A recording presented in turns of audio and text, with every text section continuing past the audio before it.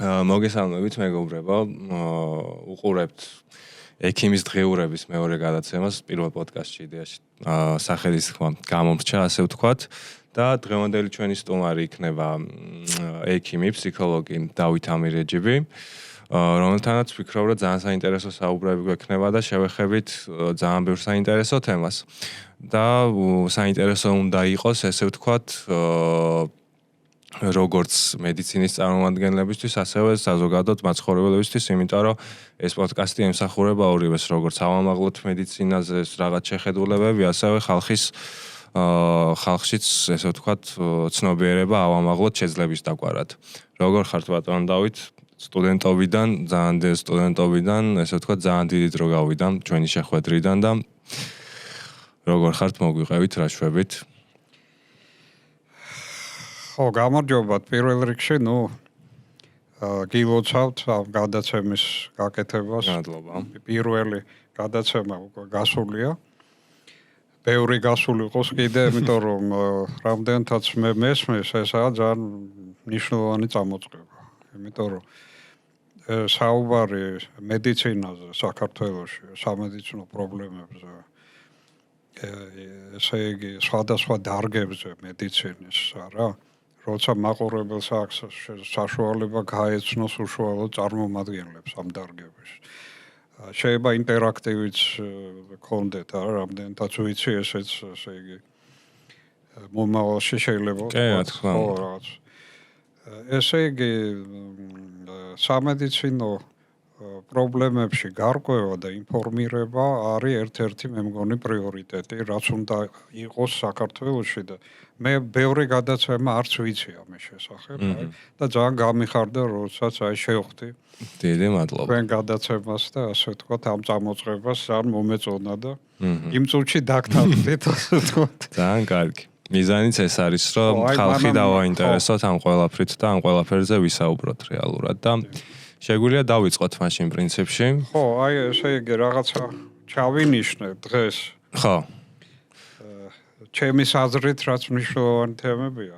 აბა გისმენთ. ხო. ესე იგი საქმე ეხება მთლიანობის პრობლემას. ამაზე ძალიან ცოტა საუბრობს.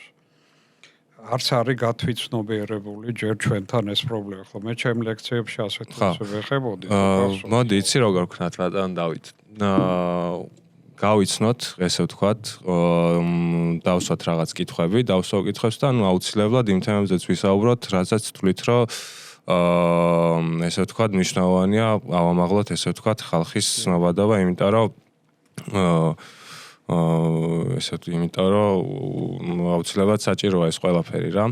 უბრალოდ სანამ აქამდე მივალთ, მინდა რომ რაღაც კითხვები დაგისვათ, ესე ვთქვათ, ინტერაქციაში შევიდეთ და შევყვეთ მოკლედ საუბარს და ეს ყველაფერი თავისით მოვა და ამ კითხვებზეც, რა თქმა უნდა, აუცილებლად ვისაუბრებთ, იმიტომ რომ დარწმუნებული ვარ, ძალიან საინტერესო თემები იქნება და მაგაზე ნასაუბრებიც გვაქვს ერთხელ მახსოვს ლექციებიც გქონია ამ თემაზე და ძალიან საინტერესო არის.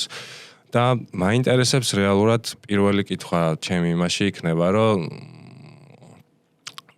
რა ამ გადაგაწყვეტინოთ ფსიქოლოგიის არჩევა, იმიტომ რომ კი მესმის, რომ ცოტა შეიძლება შაბლონური კითხვა იყოს, ესე ვთქვათ, მაგრამ ამ კითხვას თქვენთან იმიტომ ვსვავ თქვენთან მიმართებაში, რომ იმ დროს დაიწყეთ ეს ყველაფერი, როდესაც, ესე ვთქვათ, მოთხოვნილება საქართველოში, როგორც არ უნდა გავეცეთ საბჭოთა საქართველოს, ხო, ესე ფსიქოლოგი მცნება, ხო, ხალხში ესე გაღრმავებული არ იყო.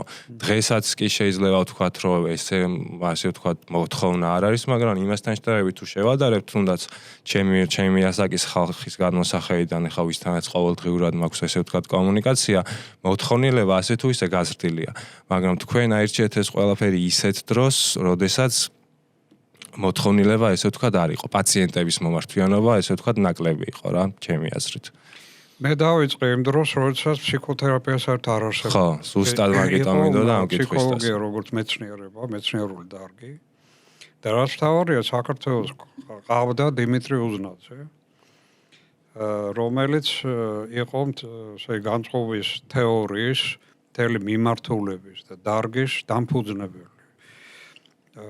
ეს სრულიად ახალი სიტყვა იყო სოფლიო ასე ვთქვათ, ფსიქოლოგიაში, რომელიც დააფუძნა და განავითარა და ეს ექსპერიმენტულ მეცნიერებად ფაქტობრივად აქცია დიმიტრი უზნაძემ. ახლა თავისთავად უზნაძეს გერმანიაში სწავლობდა, ასე იგი 1909 წლებში და პარალელურად ესე იგი მუშაობდა და კონტაქტი ჰქონდა ვუნდთან, ვილჰელმ-ვუნდთან, ძალიან დიდ ფსიქოლოგთან და მის ლაბორატორიაში მიიღო უნიკალური გამოცდილება ფსიქოლოგიის.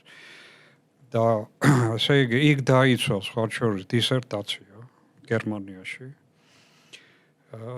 ძალიან წარმატებით და დიდი ფურორით, რამდენადაც ცნობილია. და დისერტაცია ეხებოდა ვლადიმერ სოლოვიოვის ანთროპოლოგიურ შეხედულებას. ვლადიმერ სოლოვიოვი არის ძალიან დიდი რუსი ფილოსოფოსი. ხო. არასაბჭოთა. ხო. რომელსაც აქ ძალიან საინტერესო ხედვა ადამიანის ბუნების შესახებ. და მისი ხედვა და უზნაძის განწყობის თეორია ბევრ ასპექტში ერთმანეთთან ესე იგი იმიტომ დაინტერესდა, სწორედ უზნაძე ბუნებრივია. და აი ეს მთლიანობაზე რომ თქვი, რომ ჩვენ თემა შეიძლება იყოს ადამიანის მთლიანობა და მედიცინის ორიენტაცია სწორედ მთლიან სუბიექტს. არა მთლიანობაზე. და ვიმეორებ ეს თემა ჩვენთან არ არის, მაინც და მაინც ახლო. აი ეს კონცეფცია უზნაძემ გამოიმუშავა ჯერ კიდე, ესე იგი, გერმანიაში მუშაობის დროს და თავის დისერტაციის. ხო, ახლა რაც მე შემეხო განწყობა, თუ განწყობა რასნი განწყობა არის მთლიან პიროვნული მდგომარეობა უზნაძის მიხედვით. ბოდიში რო გეჭრებით. ხო, ნუ ამაზე მერე ცოტას კიდევ ვისაუბროთ. ბოდიში რო გეჭრებით, ანუ თქვენ სანამ აქამდე მიხვიდოდით, ანუ გასაგებია ეხლა ჩემთვის, რომ მაგალითად ბატონმა უზნაძემ თქვენში ეს ძალიან დიდი დაინტერესება გამოიწვია და მოინდომა თქვენი განვითარება როგორც ფსიქოლოგის. არა, ესე იგი უზნაძე გარდაიცვალა 1950-ში და მე დავიბადე 52-ში. ხო, ან мотиваციის წყარო, მაგრამ თეორია, ასე იგი, ნუ დედაჩემი და ბაბუა განსაკუთრებით უზნაძეს იცნობდნენ ძალიან ახლო. ჩვენ გვაქვს რამდენიმე წიგნი მისი, ასე ვთქვათ, აი ავტოგრაფით, ფაქსიმილეთი. და დედას როგორც ლინგვისტს აინტერესებდა უზნაძე შეხედულებები ენის შესახებ. და როცა მისი ლექციები იყო, ან საუბრები ყოველთვის ესწრებოდა ხოლმე. ხო, მაშინ ახალგაზრდა იყო, მაგრამ იმდენი, ასე იგი, უკვე ესმოდა, რომ ძალიან საინტერესოა. და რაც თავარია, ბატონი არნოლდ ჩიკობავა, ერთ-ერთი დამფუძნებელი ქართული ლინგვისტიკის, ეთნოსფერების და მას ჰქონდა ესეთი საზაფხულო აგარაკი ოქროყანაში. და იქ ხშირად მოდიოდა ხოლმე უზნაძე. და დედა ესწრებოდა ხოლმე მათ საუბრებს. ხო და ერთხელ ასეთი რამე მომიყვა, რომ თვითონ ცნება განწყობა, ხო? უზნაძეს არ ქონდა თავის თეორიისთვის ჯერ შერჩეული, თუმცა ესე იგი ეს თეორია განვითარებული იყო საკმაოდ, მაგრამ სახელწოდებას ეძებდა ქართულ ესე იგი ეკვივალენტს, ხო? აი იმ თეორიის დასახელების, რომელიც შეიძლება ქართულად ჟღერდეს კარგად და რამდენადაც მე ვიცი დედა სიტყვებით, არა ეს სიტყვა შეურჩია სწორედ არნოლდ ჩიკობავა უზნაძეს. რადგანაც უზნაძე ლაპარაკობს მოწყობაზე, აწყობაზე.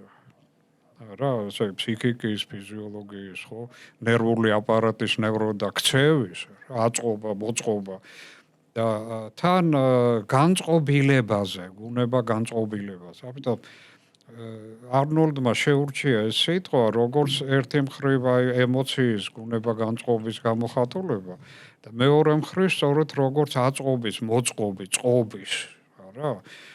ესე იგი და ძალიან მოეწონა თურმე სიტყვა და ესე იგი ამას ხმარობდა ხოლმე. ახლა მე ვიცოდი უზნაძის შესახებ, ასე ვთქვათ, აი პირველი წყაროდან დედა ხშირად ახსენებდა ხოლმე ბაბუასთან და სხვა ლინგვისტებთან ჩვენთან სემინარები იმართებოდა.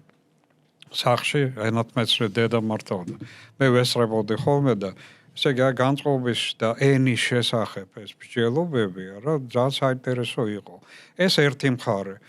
მეორე მხარე იყო ესე იგი ბატონი ნათაძე, ნოდარ ნათაძის მამა, რომელიც იყო უშუალოდ მოწაფე უზნაძის და მისი თანამშრომელი. მასთან ერთი შეხვედრის შემდეგ, ესე იგი, მან გადამაწყვეტინა, რომ მე ჩამებარებია ფსიქოლოგიის ფაკულტეტზე. ხო, და მე უკვე მზადყოფნა მქონდა. ამისთვის, რაც მოგიყევით. და ფსიქოლოგიის ფაკულტეტი მაშინ ძალიან საინტერესო იყო, იმიტომ რომ შემორჩენილი იყვნენ სწორედ ის ხალხი, ვინც იცნობდა უზნაძეს, ან უშუალოდ მათი მოწაფეების მოწაფე. ამიტომ ეს, ასე იგი, განწყობის თეორიის სკოლა იყო ფაქტიურად შენარჩუნებული და უზნაძის შეხედულებები ამ ფაკულტეტზე და საერთოდ გერმანულ ფსიქოლოგიაზე ქონდა ლაპარაკი, ფილოსოფიურ წყაროებზე. ეს იყო ძალიან საინტერესო კურსები. და ერთ-ერთი თქვენ ამ კურსების გავლის მომენტში და ესე ვთქვათ ერთ-ერთი უმნიშვნელოვანესი ცენტრი იყო საერთოდ უზნაძე იყო დამფუძნებელი ერთ-ერთი დამფუძნებული უნივერსიტეტის 1918 წელს ის მან გახსნა იქ ფსიქოლოგიური ლაბორატორია, ფსიქოლოგიის დარგი უნივერსიტეტში. შემდეგ ასობჭოების შემდეგ სირთულეები დაიწყო. იმიტომ რომ უზნაძის თეორია მიუღებელი იყო საბჭოთა იდეოლოგიისათვის. ხო, იდეალისტურ თეორიას ეძახდნენ, ბურჟუაზიულ თეორიას იძახდნენ, არა? მაგრამ იმდენად დიდი ფიგურა იყო თავისთავად უზნაძე და იმდენად ცნობილი და მიღებული ევროპაშიც, არა, რომ ასე პირდაპირ თქვათ ვერ ხურავდნენ მის ასე ვთქვათ, მის გახსნილ ფაკულტეტს, უკვე საბჭოთა დროს გულისხმობ, ხო? და მაგრამ უზნაძე იძულებული იყო წასული იყო გარკვეულ დათმობაზე, ესე იგი, მოახდინა თავის თეორიის, ასე ვთქვათ, რაღაცა მისადაგება საბჭოთა იდეოლოგიისადმი, ესე იგი, სხვანაირად არ გამოდიოდა არაფრით და რამდენადაც მე მესმის, ის ლაპარაკობდა უკვე ეზოპეს ენით. მისი წერილები რო წაიკითხო და თქვა 1940 წელს გამოცემული ზოგადი ფსიქოლოგია, ხო, ეს ფუნდამენტალური ნაშრომი. ის რო გაიგო იქ რა წერია, თუ არა გაქვს წაკითხული და არ იცნობ ნამდვილ უზნაძეს, ესე იგი საბჭოთა დრომდე უზნაძეს, ხო? მის პირველ შრომებს, თუნდაც 22-25 წლის ექსპერიმენტული ფსიქოლოგია, თქვა, რომელიც მე აიგრძალა და საერთოდ არცერთ ბიბლიოთეკაში აღარ იყო. მაგრამ მე წაკითხული მქონდა შრომები. და დღეს არის ეს ლიტერატურა მისაწვდომი, რომ სხვამაც გაიგოს საბჭოთას, არა? გესმის, რომ ეს ეზოპეს ენით დაწერილი მრავალ ესე იგი დონიანი, რა, ესა ტექსტი, რომლის გაშიფრვა საჭირო და გაშიფრვის გასაღებები არის სწორედ მის ძველ ნამდვილ ნაშრომებში. ასევე ჩემთვის ძალიან საინტერესო მე ფიზიკის ფაკულტეტზე ჩავაბარე პირველად. ფიზიკის ფაკულტეტის დაიწყეთ ან. ხო. და მე გადახვედით ფსიქოლოგია, ასტროფიზიკა ძალიან და მინდოდა ესე იგი აი ამ გზით წასვლა, მაგრამ აი შემდეგ ბატონ როევოს ნათაძესთან როგორც გითხარი შეხვედრის შემდეგ მე ასე ვთქვათ გადავედი ფსიქოლოგიის ფაკულტეტზე. ამ ფიზიკის ფაკულტეტიდან უბრალოდ ესეთი კითხვა მაქვს, ხა თქვენ როდის მიხვდით, რომ ესე ვთქვათ ფსიქოლოგია თქვენი იყო და ეს გზა უნდა გაიგრძელებინათ და ამ მიმართულებით ეს იყო პაციენტთან შეხვედრა თუნდაც თუ რა იყო ის მომენტი, რამაც ეს მოგცათ, რომ თქვენ ამ სფეროში უნდა გააგრძელოთ მოღვაწეობა და აქ უნდა დარჩეთ და განვითარდეთ. ხო, ესე იგი, თავიდან მე რაღაც ექსპერიმენტულ ესე იგი ფსიქოლოგიაში მუშაობდი, მეცნიერულ ფსიქოლოგიაში, განწყობის თეორიის კუთხით. და აი შეჯამება ჩემი მუშაობისა და ჩემი რაღაცა ექსპერიმენტული მიდგომაც მქონდა ორიგინალური, რითაც დაინტერესდნენ უცხოელი ფსიქოლოგები და რაღაცა მაშინ დამპატიჟეს მიუნხენში რაღაც ევროპელ ფსიქოლოგთა კონფერენციაზე. და იქ წარმოვადგინე ესე იგი ჩემი შედეგები ექსპერიმენტული კვლევის. მაგრამ შემდეგ ასე ვთქვათ მე გავეცანი, კარლ როჯერსი ჩამოვიდა საქართველოში, ძალიან დიდი ამერიკელი ფსიქოთერაპევტია. ესე იგი ჰუმანისტური ფსიქოთერაპიის ერთ-ერთი დამფუძნებელი ამერიკაში კლიენტ-ცენტრირებული მეთოდის ავტორი ცნობილი და მას ჰქონდა აქ მოხსენება, ჰქონდა სემინარები და ბოლოს ჰქონდა ტრენინგ ჯგუფი, რომელშიც ესე იგი მე ბედნიერება ხვდა წილად და მოვხდი ამ ტრენინგ ჯგუფშიც. და ესე იგი ძალიან მნიშვნელოვანი იყო ჩემთვის ეს გამოცდილება პირადად როჯერსისგან, რაც ასე ვთქვათ, მივიღე. და ძალიან დამაინტერესა სწორედ ფსიქოთერაპიის კუთხით როჯერსმა, რომ ფსიქოლოგია რახანი სულიერ ცხოვრებას ეხება, რა ჩვენ ნევროლოგიას, მენტალობას, ხო? ამას იკვლევს ფაქტიურად, რა. ამას აქვს პრაქტიკული დიდი გამოხატულა, როგორც მედიცინაში, რა, მედიცინა დარგია, მეცნიერული დარგია და ამავე დროს არის პრაქტიკული, ესე იგი, გამოყენება მისი ადამიანის დასახმარებლად, ხო? და აი ფსიქოთერაპია მე აღვიქვი ასე იგი ფსიქოლოგიის კუთხიდან, რა, როგორც აი ამ დიდი ფსიქოლოგიური დაგროვილი ცოდნის და ფილოსოფიური ფსიქოლოგიური სიღრმისეულია, რა, სწავლების ადამიანის შესახებ, ადამიანის სულიერი ბუნების შესახებ, არ შეიძლება რომ არ იყოს პრაქტიკული გამოყენების მქონე. საბოლოო ჯამშია, რა, ეს ჰუმანისტური დარგია. და ამიტომ ბუნებრივია რომ ესე იგი დაგაინტერესებს და მოგინდება რომ დაეხმარო ადამიანს ცოდნა დაახმარო პრაქტიკულად ადამიანის სულიერების შესწავლას შევეხეთ და აი მაგ დროს, როდესაც ადამიანთან საუბრობთ და ესე ვთქვათ, კურნალობთ.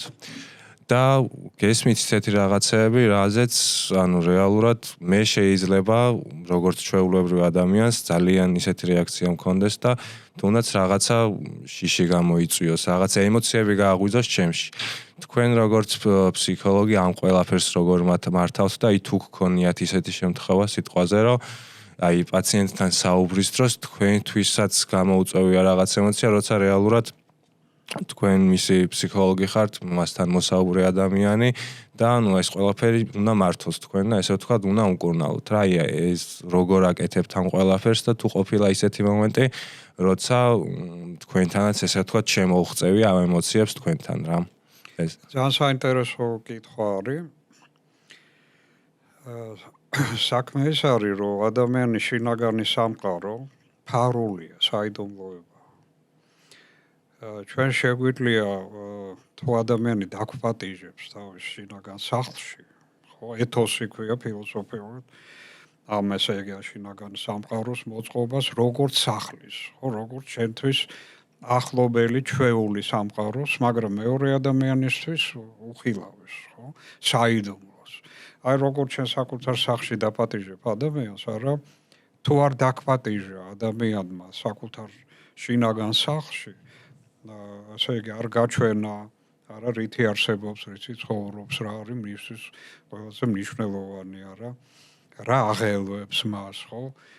რითი არის ძალიან ბედნიერი რომ არსებობს ეს ცხოვრებაში, ხო? ამას რესურსებს უძახს, ხო? შინაგან რესურსებს. ესე იგი ძალით იქ ვერ შეხო. უნდა შეგიშვან, აი ეგ მაინტერესებს. ეს არ არის ფაშისტური მეთოდი და არ არის ფსიქიატრია საბჭოთა.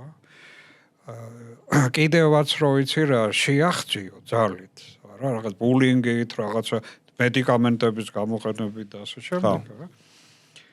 იქ რასაც დაინახავ, არ იქნება თვითონ სუბიექტი არ იქნება, იქ სახში რა არის მთავარი, მასპინძელი.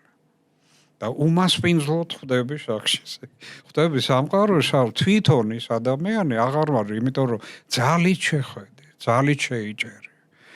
აი პირველი რაც მე სწორედ როჯერსის ასე ვთქვათ მიდგომაში ძალიან მომეწონა, არის სწორედ ეს აბსოლუტური გახსნილობა, ღიადობა და ჰუმანიზმი თერაპიის პროცესის. ხლა ჩვენ შეიძლება ძალიან მოკლედ დავახასიათოთ როჯერსის ესე იგი მიდგომა, როგორც ესე იგი თანაგრძნობითი, ემპათიური. ესე იგი რა არის თანაგრძნობა, რომ იგრძნო, შეეცადო, რა, იგრძნო ის, რასაც გრძნობს ადამიანი. იფიქრო ისე, როგორც ფიქრობს ის ადამიანი. განიცადო. ანუ ეს ემოციები თქვენ გულისხმობთ იმას, რომ ეს ემოციები აუცილებლად უნდა განიცადო, რომ ადამიანს დაეხმარო. ემპათია მარტო ემოცია არ არის. ესე პირველ რიგში ემოცია, რა თქმა უნდა, მაგრამ ემოცია არის ენა, გზა, მაგრამ ეს არის აგრეთვე ღრმა რეფლექსია, რა აზროვნება. იმიტომ რომ არა მარტო უნდა იგრძნო, არამედ გაიგო. ეს მისი შინაგანი სამყარო. გაიგო ის ფიქრები, რასაც ადამიანი ფიქრობს და როგორც ფიქრობს. ეს უკვე მხოლოდ ემოცია არ არის, ეს არის უკვე ემპათიასთან ერთად, აი ემპათია კარის გაღებაა, შემოშვებაა, პირველი შეგრძნება, როცა ხდები აი ასეთ ვთქვათ სამყაროში, არა სრულიად სხვა სამყაროში, სადაც შენ კეთილი მასპინძელი, ასე ვთქვათ, გპატიჟებს, მაგრამ მერე უნდა გაიგო ეს სამყარო. ახლა აი ჩვენ ხშირად ცხოველები ემპათიურები არიან ძალიან გადაძაღლი. ხო და ისინი ჩვენ გვერდით რო ცხოვრობენ, ემოციურ დონეზე ემპათია ძალიან მაღალი აქვს და ასე ვთქვათ, ძალიან კარგად გრძნობს შენ რას გრძნობ. არა თუ ცუდ ხასიათზე გაუცილებლად მოვა, არა თავს დაგადებს ძაღლი მაგალითად, არა რაღაც გაგრძნობინებს რომ შენ გვერდით არის, ხო? ესე იგი ემპათიის უნარი, მაგრამ რამდენად აქვს ცხოველებს, ცხოველს რომ მოუყვე, ახლა ფსიქოლოგი ხო არ არის ცხოველი. თუმცა უყვებიან ცხოველს, მე ვიცი ჩემი პაციენტებისა, კლიენტებისაგან, საათობრივ ლაპარაკობენ, ფისოს უყვება თავის პრობლემებს, შესანიშნავად გრძნობს. ყურადღებით გისმენს. ხო, მისი ერთგვარი თერაპიაა, შეგვიძლია ესე აღვიქვათ. არის თერაპია, ცხოველებს არ არიან ფსიქოთერაპევტი, მაგრამ ცხოველს არ ესმის რის გამო გაგშენ ეს მდგომარეობა, არა, ესე იგი ფსიქოლოგი ცხოველი უნდა იყოს. არა, კარგი გაგებით, ეს ინსტინქტები ცხოველური, ემპათიური უნდა გააჩნდეს, უნდა იყოს გახსნილი, უნდა იყოს ნამდვილი. არ უნდა იყოს ყალბი, იმიტომ რომ სიყალბე ემპათიას იმ წუთში ეს კარები იკეტება, ესე იგი კიდევაც რა ადამიანი არაცნობიერებდეს, რომ მაგალითად ატყუებ. არა, ან რაღაც ინტერესი გაქვს, გრძნობს ამას. არა, იმიტომ რომ იკარგება აი ნამდვილი ემპათია, რაპორტი ქვია ამას. და თუ გქონიათ ისეთი მომენტი, რომ აი ეს ყველაფერი მოგისმენიათ და აი იმ მომენტში ვერ გაგიგიათ ცოტა ისეთი ნათქვამი, ანუ იმდენად ისეთი დაგძაბათ ემოციურად, ისეთი რაღაცა მოისმინეთ, რომ დრო დაგჭიროებიათ, რომ აი ეს ყველაფერი ისევ, ესე ვთქვათ, პროფესიული კუთხით გაგეგრძელებინათ მასთან მუშაობა, ან სხვანაირად დაგაფიქრათ მერე უკვე თქვენ თვითონ რაღაცეებს. ისეა, მე ხშირად მე მგონი თქვენთანაც ესე იგი ყვებოდით ხოლმე, რომ საქმესო ფსიქოლოგის მუშაობა თქვათ 30% არის კლიენტთან უშუალოდ მუშაობა და დანარჩენი დრო არის ფიქრი ამას 70%. ესე იგი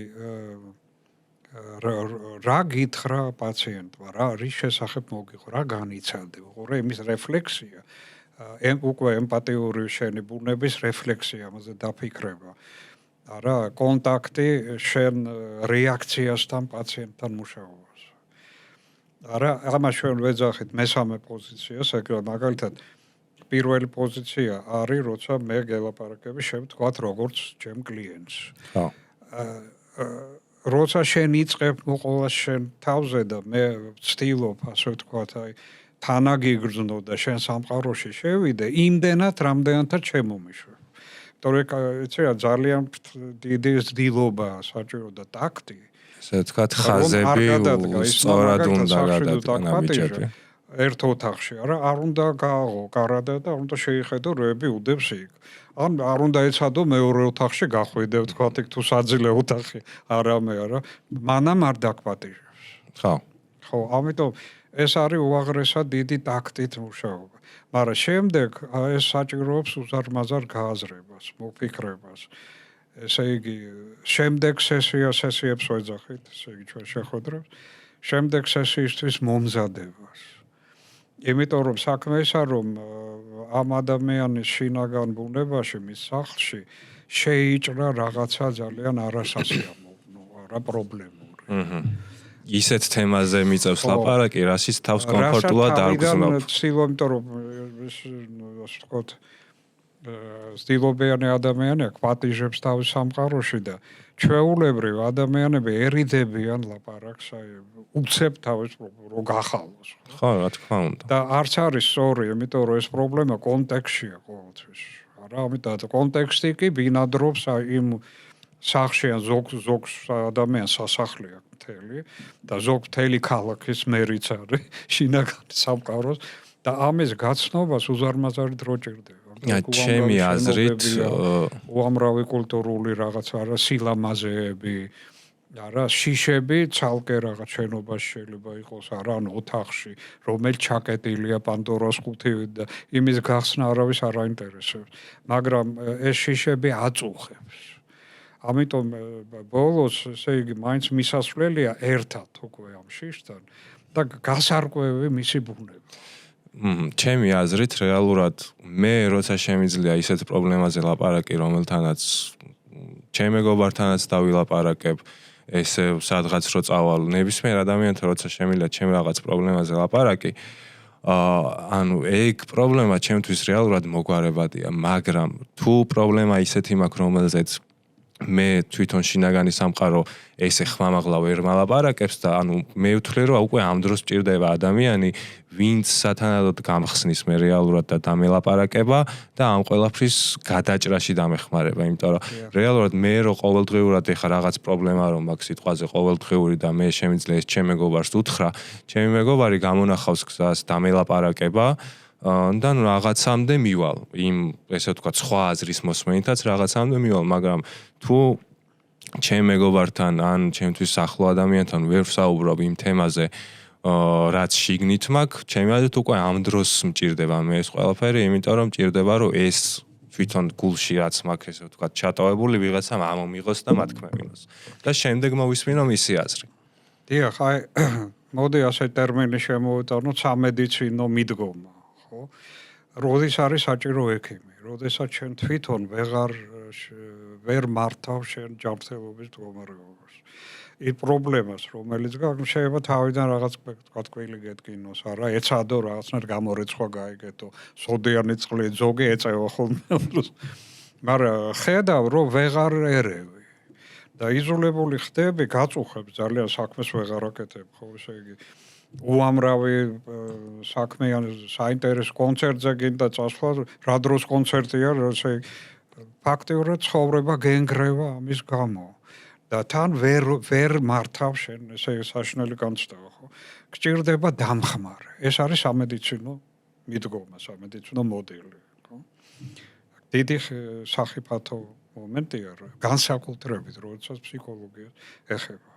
იმიტომ რომ ადამიანი ვერ მართავს საკუთარ განცდებს, საკუთარ მენტალობას ამ დროს, რა.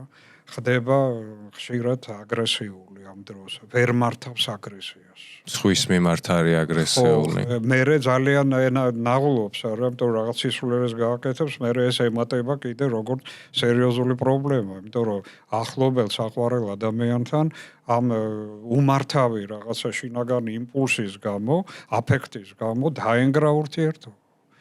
ხო, ერთთან მეორესთან, ესე მეგობართა წრე რაღაცას სხვანაირად უყურებს უკვე, რა, ადეკვატური აღარ არის. და ასე დროს მას ჭირდება დახმარება. ახლა უყურე, დახმარება რაში? საკუთარი თავის გაგებაში. მართვაში. არა, ამა ძველ ბერძნები კრეზის უძახოლდნენ ძამნიშნული ცნება, ბერძნულ, ნუ აი პლატონთან და სოკრატთან.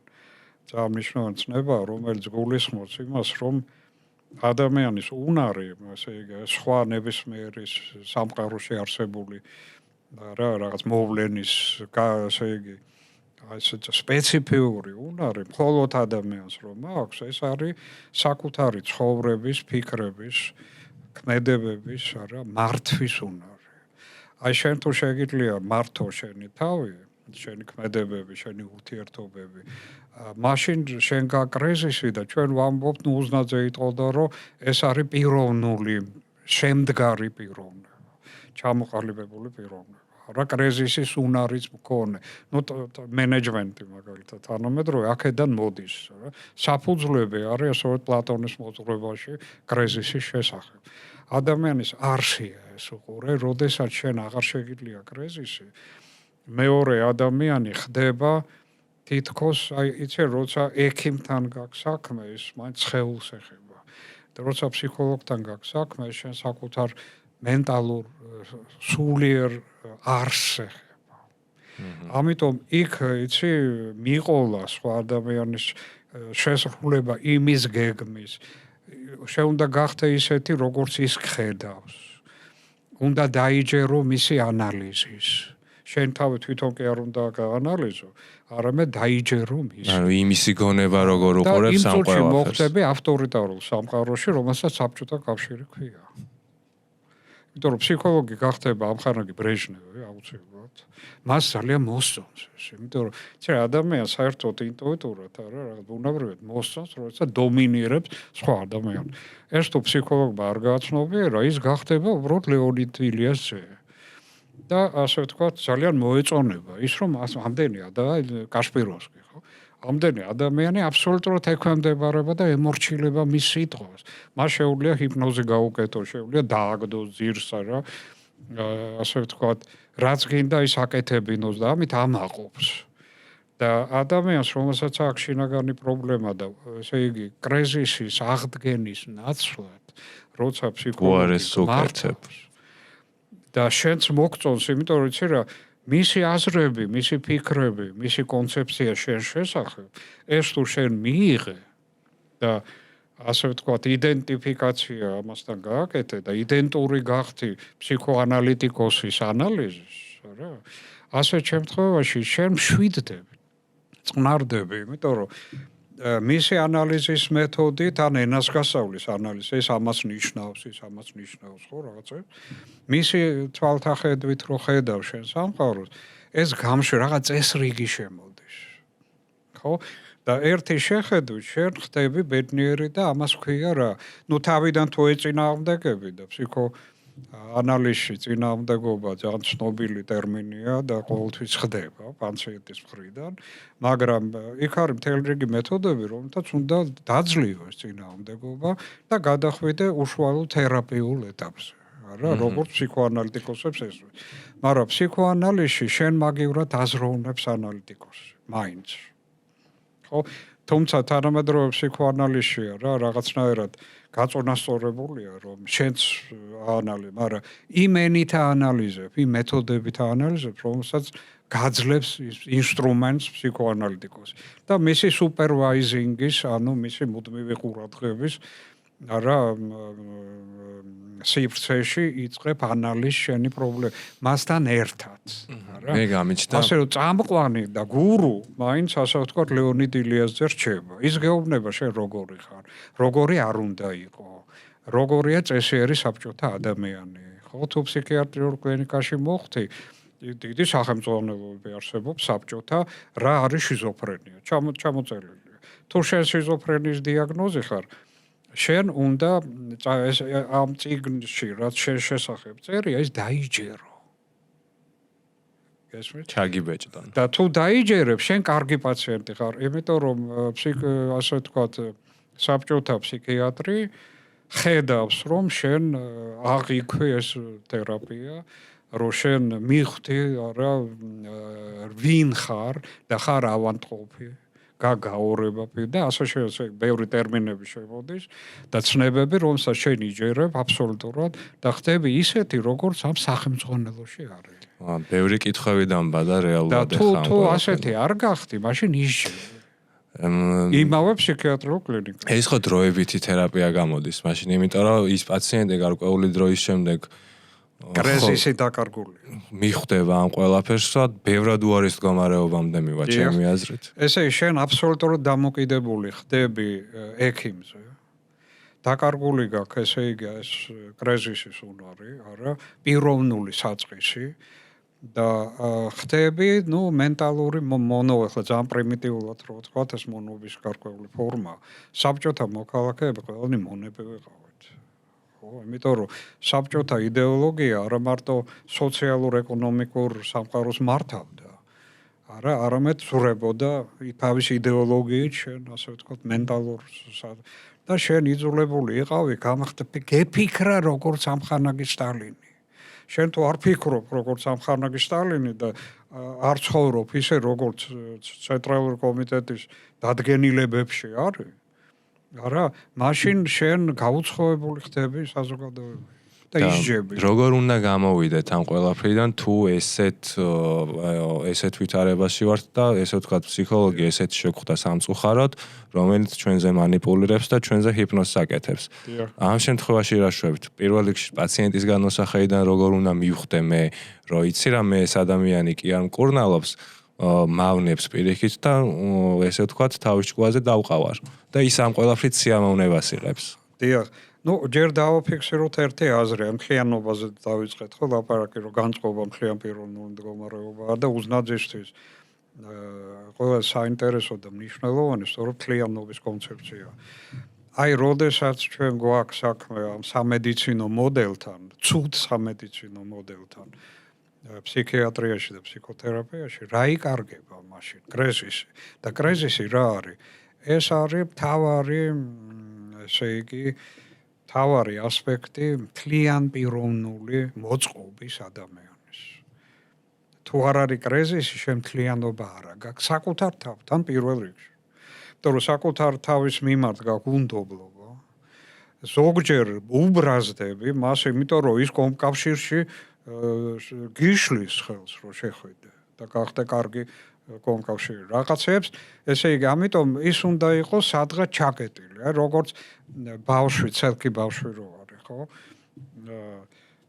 და გიშლის ხშირად რაღაცების კეთება, სერიოზულ საქმეს ვერ აკეთებ, იმიტომ რომ ცელკობენ შენ გარშემო. აი ეს ცელკი არსება სინამდვილეში არის შენი ნამდვილი მე, შინაგან ბავშვს უძახის, ამას ეძახის ჰუმანისტური ფსიქოლოგია, ხო? შინაგანი ბავშვი ლაღი არსებაა. ხო, ეს რაღაც სულიერი არსებაა. და მასთან ურთიერთობა უნდა დაამყარო, ხო? და მისი სიცელქეს გაუგო, რატო ცელკობს? რას ნიშნავს ეს მისი თამაში? არა, რატო არ მოსწონს ან შენ როცა პარტიულ კრებაზე ხარ და იწყებ ასე ვთქვათ იმას, რა ქვია, ძილი გინდება, მტკნარებას იწყებ, არა? უინტერესო ხდება, მე მიდიხარ საბჭოთა ფსიქოლოგთან და ეუბნები, იცით, ძალიან მნიშვნელოვან მოხსენებებზე პარტიულზე მე ინტერესი მეკარგება, ძილი მინდება. ან როცა ლიტერატურას ვკითხულობ, არა, თქვათ მარქსის-ლენინისტურს, მეძინება ხშირად, არა და საჭიროა ამ მიშველეთ. და ეს ცელკი ბავშვი ფაქტიურად შენში, როდესაც არ უნდა ეს ლიტერატურა არ აინტერესებს, არც პარტიული კრება არ აინტერესებს, იმიტომ იქ მისთვის ადგილი არ არის. იქ სულიერი არსებისთვის ადგილი არ არის, ამიტომ ის გაგდებულია. შენ ფიზიკურად ხარ ამ კრებაზე, რა, მენტალობა თითქოს საზროვნო აპარატ მეხსიერება, ფსიქოლოგია, მაგრამ შენი სული იქ არ არის. და უცებ არა სული გეძახის და რაღაცებს გახსენებს, რომ აი რაღაც მინდორს დაგანახებს, ჩანჩქებს, რომელსაც არაფერის კავშირი არ აქვს პარტიის კრებასთან. ჩემი აზრით, რეალურად ეს ყველაფერი თუნდაც ეს ამ ნებისმიერ რაღაცაზე რა, ეხლა მე რო ავიღოთ, მე რაღაცას უსმენ და აი რაღაც მომენტში აღარ მინდა მოსმენა, თუნდაც ეს ძილიანობა რო ვახსენეთ და ანუ ეს ბავშვის ფსიქოლოგია რომ ერთვარო თამაში მინდა ეს ყველაფერი ჩემი აზრით არის ესე ვთქვათ სტრესთან ერთ-ერთი გამკლავების ესე ვთქვათ სტრესს უმკლავდები მე ასე, იმიტომ რომ მე ამ დროს თავს არ ვზნობ კომფორტულად, ისეთ ვისტრესები ამითი და ამ ყველაფერში უკვე ჩემი ბავშვი ერთვება, ბავშვობაში როგორ რეაგირებდი ამ ყველაფერზე მე როცა სიტყვაზე რაღაცა არ სიამოვნებდა და მაგიტომაც არის რომ თუნდაც სტრესი რო ავიღოთ, იმიტომ რომ ხა სტრესი ყველას თავისებური აქვს, მაგრამ გამოხატვა ამ სტრესის ყველა სხვანაირი აქვს. ზოგი აგრესიით გამოხატავს, ზოგი პირიქით შეიძლება სიცილით გამოხატავდეს, ისტერიული სიცილი მინახავს ეგეთი რაღაცა, რომ ადამიანი სთენიკური და ასთენიკური ასე ვთქვათ რეაქცია შეიძლება იყოს, არა? ეს არის ყველას ინდივიდუალური, ეს ყველაფერი მოდის ბავშვობიდან. ჩემი აზრით, ჩემი სუბიექტური აზრი არის ეს ყველაფერი, რომ ეს ყველაფერი ბავშვობიდან მოდის. არა, ნუ ამას ფროიდი ამბობს. კი ბატონო. ანუ მე და ფროიდი თანახმოვარ. უდასტურებ ისო. ხო, ბავშვობიდან მოდის, როგორც თქვი და რატო არის ეს, ანუ რა არის უფრო კარგი, მაგრამ მე ანუ ყველას თავისებურად უმკლავდებით სტრესს.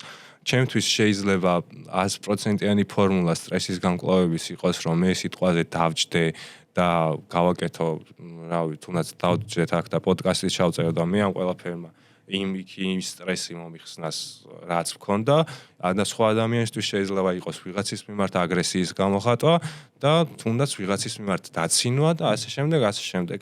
რა იწვევს ამ ყველაფერს და ბავშვი როგორ უნდა მართოთ, უბრალოდ მოდი ესეთ კითხვას დავსვავრო. სტრესის დროს, როცა ეს გამოწვევები ექნება უკვე დიდობაში ამ ადამიანს, კონდეს ესე ვთქვათ, სწორი გამოვლინებები, სწორი რეაქციები და პირველ რიგში იცოდეს, როგორ უნდა გამოვიდეს ამ სტრესული მდგომარეობიდან. დიახ, ესე იგი, შენ სწორად დაარქვი სახელი სტრესი. შეიძლება ცოტა უფრო ღრმათად ჩავიდეთ, არა?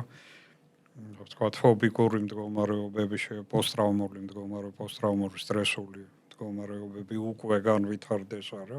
ამ სტრესული, ვთქვათ, გამოცდილების შედეგად, არა? რა არის ეს? პირველ რიგში ერთლიანობის რღვევის მდგომარეობები. მე კონტაქტი მეკარგება საკუთარ რესურსთან. ხურებ რას აკეთებს ფობია? ფობიკური რეაქციები თავდაცვით რეაქციები. მე გადავდივარ თავდაცვაზე და აქ ინსტინქტი უფრო მნიშვნელოვანია უყურე ნევროლოგიური მექანიზმები სტრესიდან, ასე იგი, მაგალითად ცხოველი როგორ იცავს თავს თავდასხმიდან. არა, უყურე მისი ნევროლოგია და მისი ტვინი შეიცავს უამრავ პატერნებს თავდაცვის. და როცა ეს ადამიანს ემართება, ჩვენ ცხოველურ მდგომარეობაში გადავდივართ. რატომ? იმიტომ რომ ჩვენი ორგანიზმი არ გვენდომა, აი როგორც მაგალითად საშიში სიტუაციაში ბავშვს უნდა მაგალითად ქუჩაში ჩასვლა. არა, იქ ფეხბურთის და მსოფლიოში მანქანები დადიან, არა. მშობელი ამას ხედავს და ბავშვი ვერაცნობიერებს, რომ იქ საშიშროება. რას აკეთებს მშობელი? მშობელი ცდილობს მართოს ბავშვი, დაიქვემდებაროს ბავშვის რეაქცია. უნდა მას ეს თუ არ უნდა. ამიტომ უყურე, ბავშვი უნდა სიტყვა, არა მინდას დათრგუნვა არის საჭირო ამ დროს და უნდას, ასე ვთქვათ, მოდელის, ასე ვთქვათ, დომინირება, არა მშობლის მხრიდან. პარტიაც ასე აკეთებს, ის არ გეკითხება რა გინდა. გეუბნება რა უნდა აკეთო ცხოვრებაში. და როდესაც მე გადავდივარ უნდას პოზიციაზე, არა და ვექვემდებარები ფობიკურ მექანიზმს ჩემში, მაშინ მე იქ აღარა ვარ. ორი ჩემი პიროვნება არის და მთლიანად ყველაფერი ექვემდებარება რა ბოდიგარდის მოთხოვნებს, არა? აი რა უნდა გააკეთო, რა არ უნდა გააკეთო და ამ დროს ჩემი საქმე, ჩემი პიროვნული, ასე ვთქვათ, შეხედულებები, ჩემი აზროვნება საკუთარი, ეს აზროვნების დრო არ არის, უნდა გაიქცე. ან უნდა შეუტიო, რა არის სტენიკური რეაქცია ფობიაზე, როცა უტევ და არის ასთან გული მიგდის და ესე იგი არა, ასე ვთქვათ, ფიზიოლოგია აეწყობა თავდაცვის რელსებზე მთლიანად და იქ ჩემთვის როგორც პიროვნებისთვის ადგილი აღარ არის. ამიტომ ბოდიგარდი მაგალითად რო ასე პრეზიდენტს ეკცევა. ეუბნება იცით რა ბატონო პრეზიდენტო დარჩით სახში. იმიტომ რომ იქ არის ჩასაფრება. ამიტომ კი მაგრამ ეს ეუბნება მე თუ სახში დავრჩი სახელმწიფოს ვინ მართავს დიდი ბოდიში. და იცი რა შენ თუ კარგი ბოდიგარდი ხარ, მოდი ისე გააკეთე შენი საქმე, რომ მე ჩემი საქმე პრეზიდენტის ვაკეთო და გავნაგრძო მუშაობა პრეზიდენტად. შენ თუ მე სახში ჩამხდე და გალიაში გამომკეტე და ასე ვთქვათ რაღაცის ბრონეჟილეტი ჩამაცვი და 15 კაცს დააყენე ჩემ გვერდ, საქმე როგორ გავაკეთო? შეხვედრა მაქვს აი ერთ დიპლომატთან, მეორესთან უამრავი საქმე. ესე მაშინ მთელი სახელმწიფო მოხდება სტრესულ მდგომარე, არა მარტო მე და თქვენ, არამედ და ზუსტად ეს არ უნდა ჩვენ მტერს, ეუბნება ბოდიგარდს პრეზიდენტი. ეუბნება კლიენტ-ცენტრირებული მეთოდის ფსიქოთერაპევტი, ეუბნება შიშს. შიშო, დიდი მადლობა რომ მიცა. არ შეიძლება შიშს ეწინააღმდეგებოდა, იმიტომ თავდაცვის მექანიზმი. თან მართლაც დავეთანხმოთ შიშს, მან ბევრი რამე ჩვენზე უკეთ იცის, როგორ აი სტრესულ სიტუაციაში ჩვენ რეფლექსურად, ინსტინქტურად მოქმედებით. მე თუ იქ ფიქრი დავიწყე და ამის გააზრება და ფილოსოფიური ისა დავიღუპები, ხო? ამიტომ ამის უფლებას მე არ მაძლევს ინსტინქტი. კი, აი ხა მე გავიაზრე რეალურად გესმის ხო, მაგრამ ინსტინქტთან საჭირო არის მოლაპარაკება. აი ეხა რეალურად მე გავიაზრე რომ უნდა უთხრა ინსტინქტს რომ იცი რა მე პატრონ მე კრეზის ვახმახოცი მე ვარ პრეზიდენტი ჩემი ცხოვრების ბოდიგარდს უნდა ელაპარაკო რა და ცუდი ბოდიგარდი გეტყვის მე არ ვიცი შენ ვინ ხარ ჩემს თავარია შენ ცოცხალი დარჩე რა და შენ თუ მოკვდები რა ამით საქმე გაკეთდება ამიტომ დამიჯერე რა ეხლა მე ვარ აქ პრეზიდენტი გასაგებია აი ეხა მე რაც გავიგელს ამ ყველაფრიდან არის ის რომ და კარგი ბოდიგარდი ერთის დაუმატებდა კარგი ბოდიგარდი განვითარებულია რა იმას კარგადაა გააზრებული რომ ის მარტო სიცოცხლეს კი არ იცავს საქმიანობას იცავს და მთელ სახელმწიფოს იცავს, რომ პრეზიდენტმა გააკეთოს საქმე. ამიტომ ის არის მუდმივ კონტაქტში პრეზიდენტთან, ითვალისწინებს ისე და დაიცვა პრეზიდენტი, რომ არ დააზიანო მისი საქმიანობა.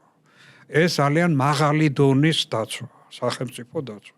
და შესაძლებელია განვითარება ფობიკური მექანიზმის. განვითარებული ფობიკური მექანიზმი ეს არის სიკეთე და არა ბოროტება. ამას აკეთებს ფსიქოთერაპია. ან ვითარებს არა ებრძვის შიშებს, როგორც უცოდინარი ფსიქოლოგი. ეს ყველაფერი ბუნებრივად უნდა მიიღოს. ადამიანს გაწირავ სასიკვდილოდ, რომ შეიძლება ებრძოლოს შიშს. ახლა მეომარი წარმოიდგინე ბრძოლის ველზე ფსიქოლოგი ხელავს, ხო? ესე იგი ფსიქოლოგი მივიდა დაამშვიდა დააწყნარა ტაბლეტი მისა და მომშვიდებელი, არა უთხრა რომ არაფერი არ ხდება, ნუ ღელავ. არა, გაიხედე, სადმე არის ტანკი, მოფრინავს ბეპერ. არა, არაფერი, ხო, სიმშვიდეა ყველაფერი და რატო ღელა? ასე თუ დაამშვიდე, მებრძოლი. ის ასე მშვიდად წავალ სასიკვდილოდ, არა? იმიტომ რომ მისი სიფრთხილე, მისი ზესიფრთხილე, მისი სტრესი საჭიროა თვითგადარჩენის. ფობია მუშაობს ადამიანის გადარჩენაზე საშიშ სიტუაციაში, ობიექტურად საშიშ სიტუაციაში. მაგრამ როცა ფობია მუშაობს, მაშინ როცა ესეთ სიტუაცია აღარ არის, რაღაცა მოხდა, შეგეშინდა, მერე დაგეწყო ფობია. რეალურად არაფერი არ ხდება, მაგრამ გეშინია.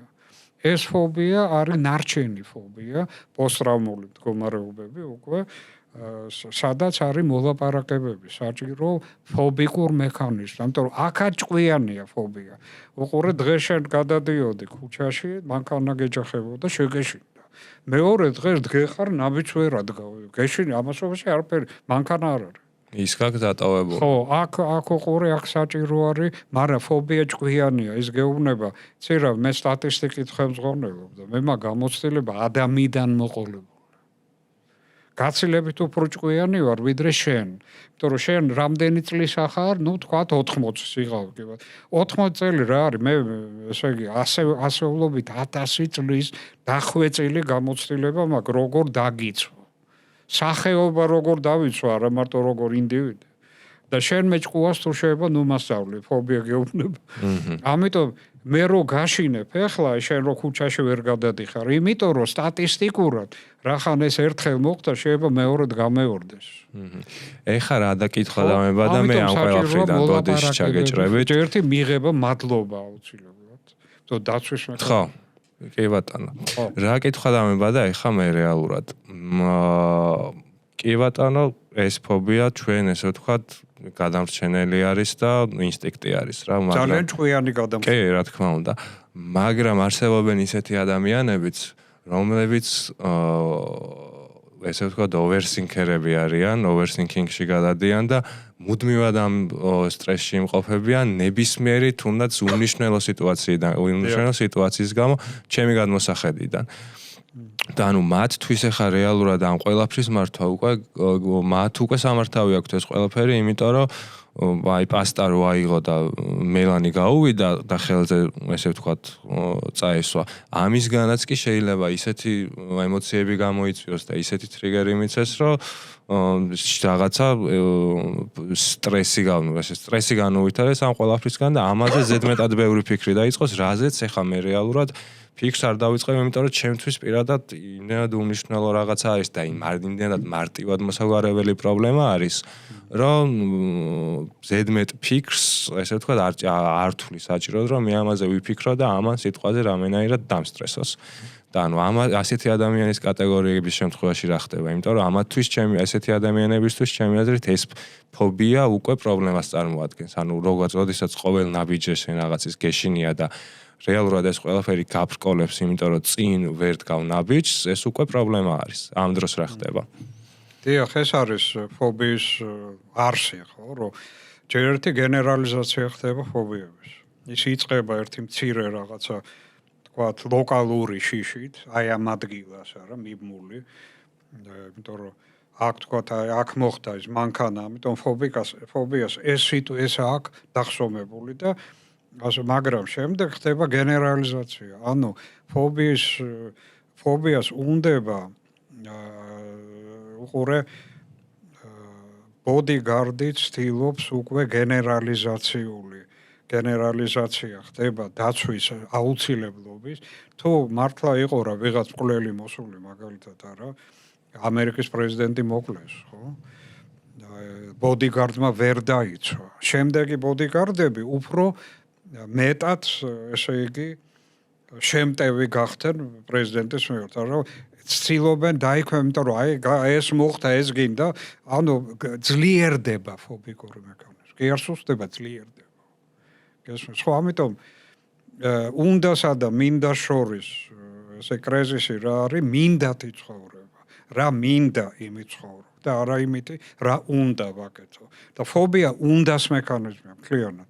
ისევე როგორც ტოტალიტარული სამყარო ფობიკურად არის მოწყობილი. ტყუილ არ ხდება ასე. არა ეს ფიზიოლოგიური მოწყობაა ტოტალიტარიზმი. ზუსტად ისე მართავს ქვეყანას, როგორც ფობია მართავს ადამიანის მინდათა სისტემას. ესე იგი, რა ვთქვი ჩვენ რა არის, ესე იგი, შფოთვის მექანიზმში მთავარი, რომ იკარგება ჩემს საკუთარ შინაგან რესურსებთან, პიროვნულ რესურსებთან წვდომა. მე ძალიან ზედაპირული ხდები. შინაგან სამყაროში უამრავი თვითონმა კოლოსალური რესურსები, რომელმაც შეიძლება ამ სიტუაცია გლობალურად გამომიყვანოს და დამეხმაროს. მე თუ ძლიერი ვიქნები, მე თუ ჩემ თავს ნდობას იმას დავიბრუნებ, არა? მე თუ დავიბრუნებ კონტაქტს ჩემ სულთან და სულზე უფრო ბრძენი არავინ არ არის, რომელიც რატომღაც განდევნილი მყავს და პარტიამ ძალიან ბევრი იმუშავა, რომ სული განედევნა. მე თუ ამას დავიბრუნებ და ფსიქოლოგი სწორედ ამ გამახსენებს ამ ნაბიჯს ნამდვილი როგორი ვარ. როგორია შენში ნამდვილი არსება. აი თუმცა შინაგანი ბავშვი, ლაღი, თავისუფალი, ჭკვიანი, ესთეტური, ხო? მე თუ გავიხსენებ, მე თუ შევალ მის ოთახში, სადაც ის ბავშვი ცხოვრობს. ესე იგი ჩავიცვალ მის ფეხსაცმელს და მის სამყაროში შევალ, მე დავიბრუნებ ჩემ თავს. და ამ პროცესში ოღონდ არ შეიძლება ომი ფობიასთან. რომ ფობიასთან ომი მხოლოდ მის ასმაკ გაძლიერებას გამოიწვევს. რომ შენ თუ მშობელს დაიწყე ომი, რომ მოტყუება მშობლის, მე ეზოში მინდა ჩავიდე ფეხბურთს თამაშობენ ბავშვები და მშობელი რატომღაც არ მიშვებს, არა? და მშობელმა შეამჩნია ის მხოლოდ გააძლიერებს ჩემ ასე ვთქვათ აგრძალვების სისტემას, არა? რატომ? იმიტომ რომ მე თუ მშობელს ომი დავუწყე და ასე ვთქვათ მივედი როგორც პავკა კარჩაკინი მივიდა პარტიაში, არა? და თავის მამაზე პაკლოპი გააკეთა და დანოსი. ისე თუ ესე იგი გავაკეთე და დანოსი მამა ჩემზე, რომელიც მიშლის ხელს კარგი კონკავშირელი იყო, ან ვითამაშო რა ეზოში. ასე შემთხვევაში მე დავკარგავ მშობელს. არა დავკარგავ მშობლიურ სახლს ამ დროს. გავუცხოვდები და ეს არის პარტიული, ასე ვთქვათ, კომკავშირლად გახდომის გზა. კომკავშირელი ებრძვის მშობელს და უჯერებს პარტიას. ზუსტად იგივეა ფობიკური მექანიზმი. ესე იგი, მე ჩემი თეზისი რა არის, რომ ტოტალიტარული სისტემა არ ბაძავს ფობიას. ფობიკური სისტემა. მე მაგას ესე ვხედავ, რომ ბავშვი რო ხარ, შენ მაგალითად მე როგორც ბავშვი ბევრ რაღაცას ვერ აღვიქავ ისე და ჩემთვის ეს არის ესე ვთქვათ თუნდაც ინფობის რომ მე მშობელი მეუნება რომ იცი რა შენ ეზოში ვერ ძველი ჩახვალ ფოტოები, ნივთები, სათამაშოები, ადამიანები რომლებსაც ძალიან ესე იგი უყვარდი, ახლობელები იყვნენ და დაკარგე რატომღაც მათთან კომუნიკაცია. დავასრულებ. აღარ მედიხარ დედასთან და მამასთან, იმიტომ რომ დაბერდნენ და ესე იგი მათთან ესე სიმბოლურად მედიხარ როგორ ახათ რაღაცა სინამდვილეში სულ სხვა ცხოვრება გაქვს და კონტაქტი შენ მშობლებთან გაქვს დაკარგული. და მშობლებთან დაკარგული კონტაქტი შენ თავის დიდ ნაწილთან დაკარგული კონტაქტი. კი, მაგრამ მე როგორც ბავშვი ჩემი აზრით მან უკვე მშობლის უფრო მეტად ინტერაქციული უნდა იყოს და მშობელი მე როგორც როცა ბავშვი ვარ მშობელი ეცადოს რომ მე გადამიყვანოს მინდაზე და არა უნდაზე ანუ იმდენად შემოვიდეს ამას აკეთებს სიყვარულით ჩვენზე ზრუნვით ხო მაგრამ მე ხო არ ვიცი ეს ყველაფერი როგორც ბავშვმა და მანამ პატარა ხარ უყურე ესე როცა კარგი შეკითხვა ძალიან როცა ადამიანი იზრდება და მშობლის პოზიცია იგივე რჩება უყურებ მშობელი თulis რომ შენ ისევ ბავშვი ხარ დასაცავ ესე იგი მაშინ შენ უნდა უბრალოდ რო უთხრა იცი მამა მე აღარა ვარ რა 7 წლის ბავშვი რა მე მახსოვს აი მაშინ როგორ მე მიცავდი თქვა ხო როგორ ზრუნავდი ეხლა მე თვითონ შემიძლია ჩემზე არ მარტო ჩემზე შენზეც მე უნდა ვიზრუნო ეს სიტყვები მარტო არ გმარა რა თქმა უნდა ხო ამას უნდა მოაყოლო რა ნამდვილი საქმე მართლა პიროვნული ზრდა თუ მოხდა შენ თუ პიროვნება ჩამოყალიბდი თუ ზრდასრული ადამიანი და პიროვნება გახდი მაშინ მშობელი ამას შეამჩნევს და ძალიან გაუხარდება და მოგცემს მეტ თავისუფლებას მეტი თავისუფლება მოყვარული ადამიანისაგან ნუ აი ღმერთისგან მაგალითად ანგელოზისგან მშობლისგან ხდება მაშინ როცა შენ იზრდები პიროვნულად და შენში სულიერი ძალები იკრებს ასე ვთქვა ძალას იკრებს სულიერი პოტენცია შენი არა შენი აზროვნება შენი ცოდნა შენი ასე ვთქვათ ვაჟკაცობა ხო შენი შეხედულებები რაღაცა ესთეტური ზამნიშნული დიდი მნიშვნელობა ესთეტიკას მე დაუბრუნდე და ესე იგი ეს ყველაფერი მაშინ შენ მეტი თავისუფლება გეძლევა მოყვარული შენზე მზრუნველი სამყაროსგან აი ტოტალიტარულ სამყაროში ეს არ ხდება იმიტომ რომ იქ პიროვნული ზრდა შეჩერებულია და იქ ასე ვთქვათ შეუძლებელია მოლაპარაკება ცეკას მდივანთან იმიტომ რომ მოლაპარაკება ნიშნავს რომ შენ სხვა აზრისა ხარ და თუ სხვა აზრისა ხარ გულაგშია შენი ადგილი მოლაპარაკება მხოლოდ დაქვემდებარა უნდა აი სუფთა კლასიკური უნდა უკომპრომისო უნდა არის ესე იგი კრიზისის შეჩერება არის ანტიადამიანური ქმედება და ორიენტაცია არა იმაზე რომ ადამიანი გაიზარდოს პიროვნულად რომ ბავშვი ჩამოყალიბდეს ჭკვიან ადამიანს რომ საკუთარი თავის დაცვა შეუძლია არა ამაზე ზრუნვა არამედ ზრუნვა იმაზე რომ ის დარჩეს დაქვემდებარებულ ბავშვად და ბავშვის ბუნება კარგია რატომ იმიტომ რომ მანამ ის პატარა დაქვემდებარებას რთულად ბავშვი მასში უფრო ცოცხალია ვიდრე პარტია ხო ძნელია ესე იგი სისტემური სჭირდება რა დაჩმორების მექანიზმი ადამიანის რომ ესე იგი მისგან ჩამოაყალიბო კარგი ესე იგი საბჭოთა მოქალაქე ჰომო სოვიეტი მით უმეტეს ქართულს ხო რა თქმა უნდა ბავშვობიდან უნდა ეს არის მუდმივი ასე ვთქვათ ბულინგის პარტიული ბულინგის იდეოლოგიური ბულინგის ასე ვთქვათ ეგ კი არა ამ კუთხით რო შევხედოთ მაგალითად სახელმწიფო გადატრიალებას 92 წელს ჩვენ დაგვიბრუნდა საბჭოთა კავშირი მოვინდომეთ დამოუკიდებლობა ხო მოვინდომეთ თვითონ მართვა კრიზისი საკუთარი ქვეყნის ავირჩიეთ ჩვენი ასე ვთქვათ პარლამენტი და პრეზიდენტი ხო რომელმაც გამოაცხადა დამოუკიდებლობა თავისუფლებაზე ლაპარაკობდა მერაბ კოსტავა ხო ძალიან დიდ მნიშვნელობაზე იყო რა აი ილიას ციტირებას ახდენდნენ ხო რომ უნდა იყოს საკუთარი თავის თვითონ ასე ვთქვათ თავადი არა თვითონ მართველი მეფე ხო და შენი ქვეყანა უნდა შენ გეკუთვნოდეს და საკუთარი თავი ჩვენ გვეკუთვნოდეს ეს საბჭოთა სისტემისთვის არის რაღაცა ცელქობა ბავშვის, რომელიც უნდა დაისაჯოს და დაბრუნდა საბჭოთა ნომენკლატურა. კი ბატონო, მე ფობიკური მექანიზმი, აბსოლუტურად. წინა საუბრებიდან რაღაც შიშის, მინდას და უნდას დიალექტიკა. შიშის და თავისუფლების ბრძოლა ერთმანეთთან, არა? როდესაც საბჭოთა საქართველო ებრძვის დამოუკიდებელ საქართველოს. და საბჭოთა საქართველო არის აი ეს ესე იგი დამდრუნველი მანქანა, რომელსაც არ უნდა რომ შენ ჩამოყალიბდე პიროვნებად და პიროვნულის დაგანიცადო და რაღაცა ავტონომია ქონდეს, არა? ამას ზე ბევრს წერს მასლოვი. არა, ამ ტენდენციებზე, ასე ვთქვათ, თვით რეალიზაციის ტენდენციებზე, რომელიც აი ტოტალიტარულ სისტემაში არის გაჩერებული და ესე იგი აგრძალული სასტიკად. ხო?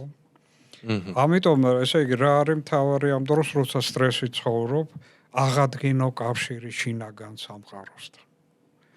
და ფობია ამას ეწინააღმდეგება სწორად. და ამიტომ ეს შეიძლება გააკეთო ფსიქოლოგთან ერთად, აი თავიდან ერთად დავიწყეთ, არა, რომ თვითონ აღარ შეგიძლია. მაგრამ ფსიქოლოგს გააჩნია, ფსიქოლოგი შეიძლება აღმოჩნდეს საბჭოთა საბჭოთა ფსიქიატრი. არა, და მაშინ ის კრიზისის დაბრუნებაზე და შენი პიროვნული ძალების დაბრუნებაზე კი არ იზრუნებს და გამთლიანებაზე ბუნების. არამედ იზრუნებს მართვაზე. წაგიყვანს კომკავშირში, პიონერიაში თუ პატარა ხარ, რა შეგიყვანს იმ შენაირების ჯგუფში. ჯგუფები, ასე ვთქვათ, მარტო ფსიქოთერაპიული ჯგუფები კი არ არსებობს, პროფესიონალთან მოხვედრა საკმაოდ მნიშვნელოვანია ნებისმიერი მასშტაბში გადაბმულია და მე მაქვს ესეთი კითხვა ეხლა. ვისაუბრეთ ჩვენ ესე იგი აღდგენა რა შინაგან რესურსებთან წვდომის. მე მაგალითად შემიძლია მე მონახლა დრო თუ გვექნება. დრო იდეაში გვაქვს, უბრალოდ მინდა მეც რაღაც კითხვები დავსვა თუ არ იქნება პრობლემა. მოკლედ ესეთი კითხვა მაქვს, ჩვენ ვისაუბრეთ ფსიქოლოგი გვჭირდება მაშინ და შევთანხმდით ისეთ რაღაცაზე, რომ ფსიქოლოგი გვჭირდება მაშინ, როდესაც ეს რაღაც პრობლემა ჩემში არის გამოკეტილი და ანუ არის რაღაცეები, რაზეც ხიად ვსაუბრობთ და ანუ ამაში ჩვენ საზოგადოებაში, ვინც არის ჩვენ გარშემო, ასე თუ ისე მათაც შეუძლიათ დახმარება. მე მაინტერესებს რეალურად ეხა ესეთი რაღაცა, როდესაც მე ვხედავ, რომ ჩემი მეგობარი ცუდად არის და რაღაცა უჭირს, მაგრამ ნუ ამ ყველაფერს მე ვერ მიყვება და ვხედავ ამ ყველაფერს, იმიტომ რომ ვიცნობ ამ ადამიანს კარგად და ხვდები, რომ რაღაცა რიგზე არ არის. მე როგორც მეგობარი რა უნდა გავაკეთო, როგორც მეგობარმა რა უნდა გავაკეთო ამ დროს ისე რომ მის შინაგან სამყაროში, ესე ვთქვათ, ისე ღრმად არ შევიდე, რამაც მე შეიძლება გამოიწვიოს, როგორც ვახსენეთ ცოტა ხნის წინ, თავდაცვითი ეფექტი არ ჩართოს ამ ყველაფერმა, აგრესია არ გამოიწვიოს ამ ყველაფერში და ჩემზე არ გადმოიტანოს ეს მთელი აგრესია, რაზეც ცოტა ხნის წინ ვისაუბრეთ. მე ფსიქოლოგია ტრანსფერის მექანიზმი ფსიქოლოგებთანაც მუშაობს. ხო, ანუ მე როგორც მეგობარმა რა, ესე ვთქვათ, რა არჩევები შეგვიძლია მივცეთ ხალხს, რომ მე როგორც მეგობარმა ისე ღრმად არ შევიდე რაღაცაში და თუნდაც თუ გახსნა არის ისე გავხსნა ჩემი მეგობარი, რომ მისი ესე ვთქვათ, კარები თვითონ გამიღოს და მე დაუკითხავად არ შევიდე მასში. ძალიან კარგი შეკითხვა არის. ფუნდამენტალური შეკითხვა, ასე ვთქვათ, ეს პრობლემა დგას ფსიქოლოგიაში და კარგია რომ მიაგენი ამას შენით, ასე ვთქვათ. თუმცა მე არ მახსოვს შეველაპარაკობდით კიდეც ამაზე. ლექციებს ხო. ესე იგი, რა შეასაქმე ვიყურე? მე სხვაშორის ჩემი შემოტანილი ტერმინია ადამიანური განზომილებები. ეს არის აი ახლო განზომილებები, რომელშიც მე ვცხოვრობ და რომელიც ჩემთვის არის ძალიან ნაცნობი, ჩვეული, ხო? მაგალითად, სკოლა ადამიანური განზომილებაა, არა? უნივერსიტეტი ადამიანური განზომილება და ასე შემდეგ. მეგობრობა არის ადამიანური განზომილება. პრობლემა კი ადამიანური განზომილებების გარეთ დგას. იმ ადამიანის, რომელსაც არის დასტრესილი და ადამიანურ განზომილებაში ამ პრობლემის ადგილი ვერ მოიცემნა. ვერ შემოვიდა. არც შემოვა, იმიტომ რომ ეს განზომილება არ ითვალისწინებს პრობლემის შემოსვლას იქ. ხო? იმიტომ როცა მეგობარი ცდილობს ჩემ დახმარებას და მეგობარი კი მეგობრული განზომილების მოსახლე არის რა, citizen ასე ვთქვათ, რა ქვია, მოქალაქე, ხო? აპრიორი ის ვერ შეძლებს, ის ასე იგი უყურე ვერ გამოვა ადამიანური განზომილება, იმიტომ რომ მაშინ მეგობრის სახეს დაკარგავს. მაშინ აღარ იქნება მეგობარი. და ფსიქოლოგი აი რატოა ნეიტრალური იყო? არ შეიძლება შვილის ფსიქოლოგი იყო, არ შეიძლება ცოლის ფსიქოლოგი იყო, არ შეიძლება მეგობრის ფსიქოლოგი იყო. არ შეიძლება იმ ადამიანის ვთქვათ აი კოლეგას ფსიქოლოგი იყო, რომ ვისაც კარგად იცნობს. იმიტომ რომ ადამიანური განზომილებების შიგნით ეს პრობლემა არ იქნება. გარეთ იქნება. ამიტომ უყურე მამამ უნდა აირჩიოს ან დაკარგოს მამის იდენტობა, ესე იგი მამის სახე. და გახდეს ვიღაცა სხვა, რა ძალიან რთულია, იმიტომ რომ მამა არის ჩამოყალიბებული, რა მთელი ცხოვრება მამა გვერდით არის და ჩემი განზომილების უმთავრესი ნაწილია. რანაირად უნდა აღარ იყოს მამა, რა და ფსიქოთერაპევტი თუ ხარ მამა, შენ რჩები ადამიანური განზომილებების კონტექსტში, რომელშიც პრობლემა ვერ გადაწყდება. მაგრამ მანდ უკვე ჩემი აზრით, ჩემი გადმოსახედიდან უკვე ისეთი რაღაცა ერთობა, რომ მე თუ ჩემ მეგობარს კარგად ვიცნობ, იმდენად კარგად, რომ მე მისი შინაგანი სამყარო 100%-ით ვიცი, 100% რა თქმა უნდა შეუძლებელია, მაგრამ ვიცი. ხო, მაგრამ მანამ შენ მეგობარი ხარ, ჩვეული მეგობარი. ანუ მე როგორც მაგ დროს როგორც მეგობარი საჭირო ხარ მისთვის. განა არა, მამა ძალიან საჭირო, როცა სტრესი მაქვს, მაგრამ მამა ფსიქოთერაპევტი ვერ იქნება. და მეგობარი ვერ იქნება იმ პრობლემის გადამჭრელი, აი შინაგანის თუნდაც, რომელიც ვიმეორებ ამ განზომილების ნაწილი არ არის. ამიტომ ან უნდა მოკვდე როგორც მეგობარი და დაიბადო როგორც ფსიქოთერაპევტი. მაგრამ მაშინ მეგობრის სტატუსი ვეღარ დაუბრუნდება. უნდა გაწირო, სხვერპლად შეწირო მეგობრო. სულ სხვანაირი გახდე, უყურე, აი როგორც ამას რა ქვია, ესე იგი, აი განსხვისება, რა პრიაბრაჟენია, რუსულად, ქართულად როგორ მიბაცვა. აი ქრისტემ რო ავიდა მთაზე, ის სახე იცვალა. და ვეღარ ცნობდნენ. არა, მიიღო ღმერთის სახე. მეგობარი ღმერთი უნდა გახდეს შენთვის ამ დროს. და მეგობრის სტატუსი დაკარგოს. ეს არის, ესე იგი, მისტიური აქტი.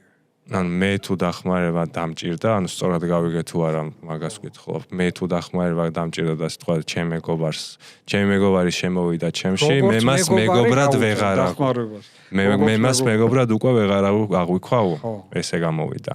ხო, მაგრამ ესე იგი ცოლი უნდა დარჩეს, შეიძლება ცოლი მოვიდეს შენთან და ესე იგი ძალიან ეცადოს, რომ დაგამშვიდოს. რა, მაგრამ ის ცოლია და არა ფსიქოთერაპევტი. როცა ცოლი ცდილობს ფსიქოთერაპევტობას, ის კარგავს ცოლობის, რომელიც თავისთავად ძალიან მნიშვნელოვანია ჩემთვის. აგრეთვე ფობიის დროსაც, როგორც ასე ვთქვათ, გარკვეული შფოთვის სუბიექტისთვის. მე ცოლით მჭირდება, შვილით მჭირდება, მამაც მჭირდება, მაგრამ გარკვეული გაუცხოება ხდება ამ დროს და აი სახეცვლილება მამისა ფსიქოთერაპევტად ურთულესი ამოცანა. ამას უდიდესი ფსიქოლოგები ვერ ახერხებენ. იმიტომ რომ მაშინ კარგავ, იცი რა, მაშინ დამატებითი სტრესი ხდება, იმიტომ რომ მამა აღარ ამყავს. ქვეცნობიერი ამას კითხულობს, როგორც მამის სიკვდილი. და თან მამა მჭირდება ამ დროს, მაგრამ გესმის ხო როგორ დიალექტიკა. ესე იგი ამის მოვლა მხოლოდ უმაღლესი დონის ფსიქოთერაპევტ შეუძლია. საკუთარ შვილს მოუაროს არა როგორც მამამ, არამედ როგორც ფსიქოლოგმა. იცი რა, შეიძლება შვილისათვის მამა ხო ფსიქოლოგია, ფსიქოთერაპევტია, ეს ხო იცის.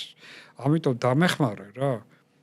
მაგრამ უყურე, მამა ფსიქოთერაპევტი ამ დროს და ფსიქოთერაპიის პროცესი კი არის აბსოლუტური დისოციაცია ვიწრო ადამიანური კონტექსტიდან და ნუ ახლა ვიწრო ჭყალებში ოჯახი ვიწრო კონტექსტი არ არის ხო მაგრამ ნებისმიერი კონტექსტი და რომელიც შემოფარგლული გასვლა ამიტომ თერაპია არის მისტერია ეს არის გასვლა ნებისმიერი შეზღუდული ფრეებით და გასვლა შინაგან სამყაროში რომელიც მიკროკოსმია უსასრულო რესურსების მატარებელი ყველა რესურსი ადამიანს აქვს შიგნით მაგრამ საჭიროა რა ვიმეორებ კონტაქტის აღდგენა ამ რესურსებთან და შესაბამისი თერაპია რა კლიენტ-ცენტრირებული თერაპია და არა პაციენტ-ცენტრირებული პაციენტი უჯერებს ექიმს კლიენტი კი არის წამყვანი ფსიქოლოგსა და კლიენტ შორის ურთიერთობა ის არის წამყვანი და არა ფსიქოლოგი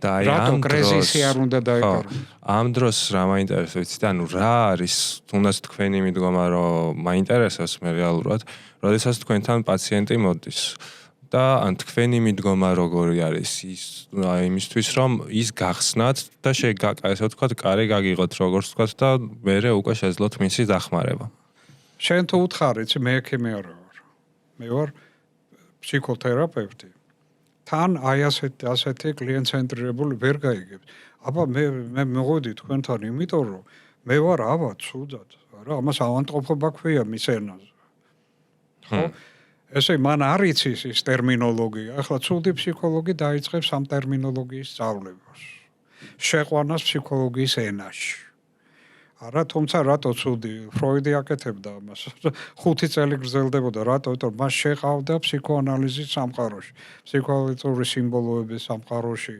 არა და ეჩვეოდა ამას პაციენტი იდენტური ხდებოდა ამ სამყაროსთან არა და ესე მაგრამ აქ კარგავდა კრიზისს მაინც ხო ესე იგი ამ დროს ჩვენ გვაქვს ასეთი ტერმინი არა რომ ჯერ შეიძლება შეხვიდე ცოტა სხვა განსხვავებული მაგალითად როგორც ექიმმა დაიწყო მუშაობა კლიენტთან ხო ან და მაგალითად დევნილების კომპაქტური დასახლება შეხვიდე არა როგორც ფსიქოლოგი არ ესმით იმათ რა არის ფსიქოთერაპევტი საბჭოთა კავშირში ფსიქოთერაპევტს არ არსებობდა არამედ როგორც არტ-თერაპევტი რა მხატვრობა მუსიკა ლექსები გართობა ექსკურსიები მაგრამ ბევრი ვარიაცია ცადო და მე სწორი გზა იპოვა შესაძლოა როცა აი უცებ არა რაღაც მომენტში შენ შველი მას და მას არ ესმის რის გამო მაგრამ ეჩვევა ესმის რომ ეს ხატვის გამო არა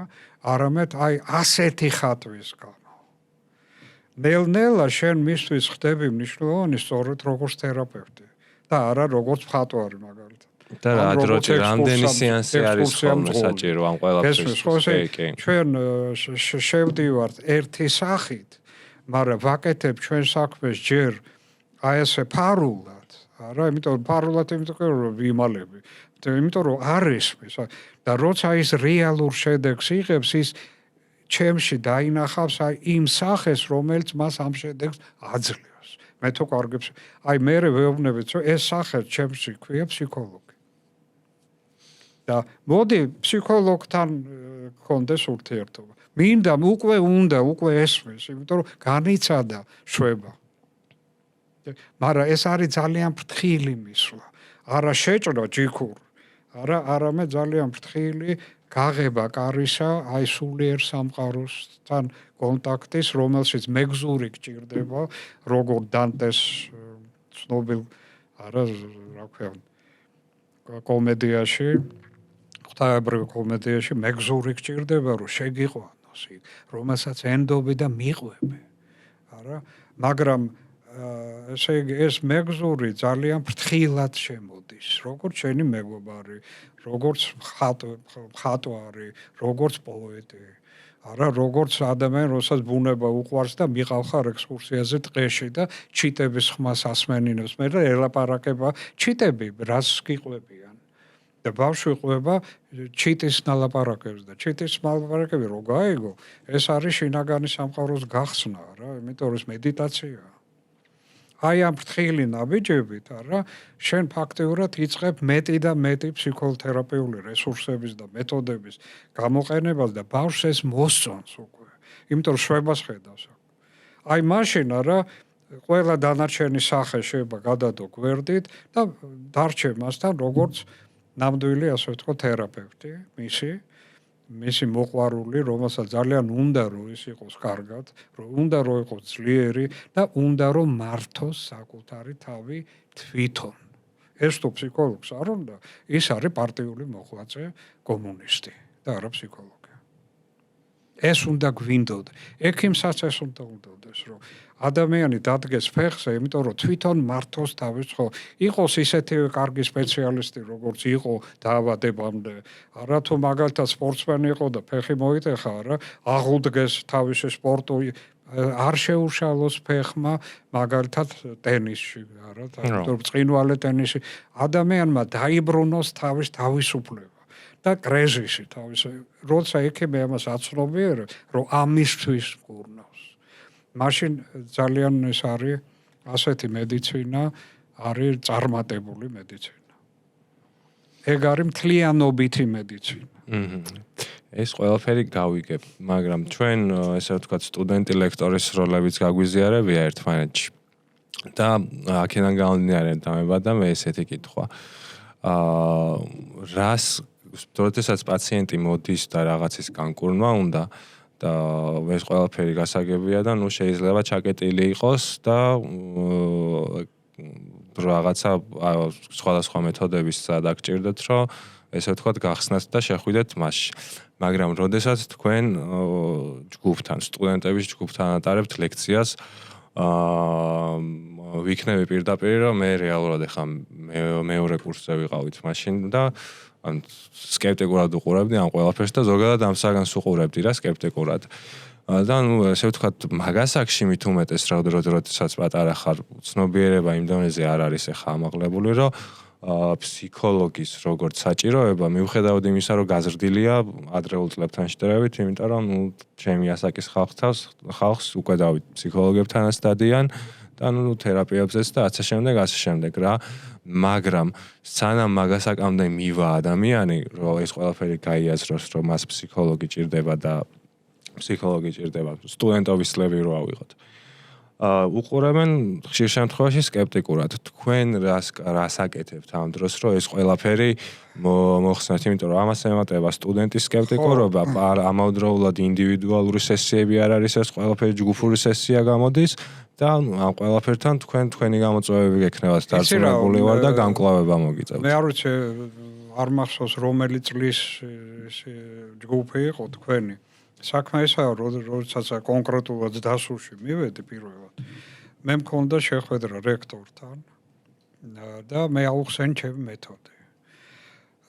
ეს არის თეორიული ხარი ლექციები, სალექციო კურსი, მაგრამ ფსიქოთერაპიას ვასწავლეთ, პრაქტიკულ ფსიქოლოგიას ვასწავლეთ, სამედიცინო, ესე იგი ფსიქოლოგიას ვასწავლეთ და აქ პრაქტიკული კურსი ნიშნავს რას, რომ ასწავლო ადამიანს ცურვა არა თქვა ზღვაში და არა ბასეინში, არამედ აუდიტორიაში.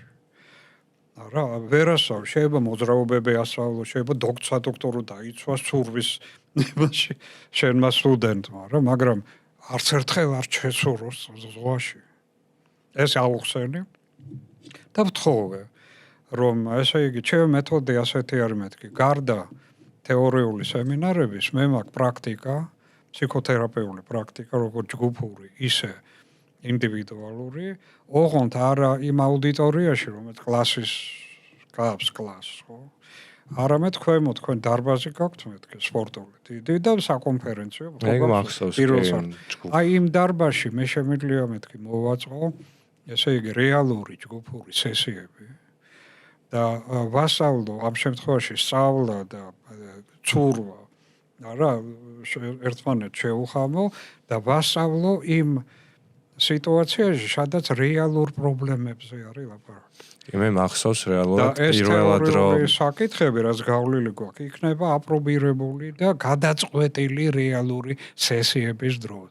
და ეს რეალური სესიები ავაწყეთ თუ გახსოვს ორი მიმართულებით. ერთი კლიენტ-ცენტრირებული ჯგუფები და მეორე ნეიროლინგვისტური პროგრამირების კურსი, რომელიც თითო ადამიანის მომზადება ღირს 2000 ევრო. და მე 200 ლარად ვაკეთებ. ეგეთ ხელფას ვქონდა. მაგრამ ხელფას არ უყურებ. ხო, რა თქმა უნდა. მნიშვნელოვანი იყო, რომ ქართველს მედიკოს სტუდენტს ქონოდა ესე იგი თანამედროვე ფსიქოთერაპიულ მიმდინარეობებში ფუნდამენტალური ცოდნა, რაც თავია გამოცდილება პრაქტიკულად.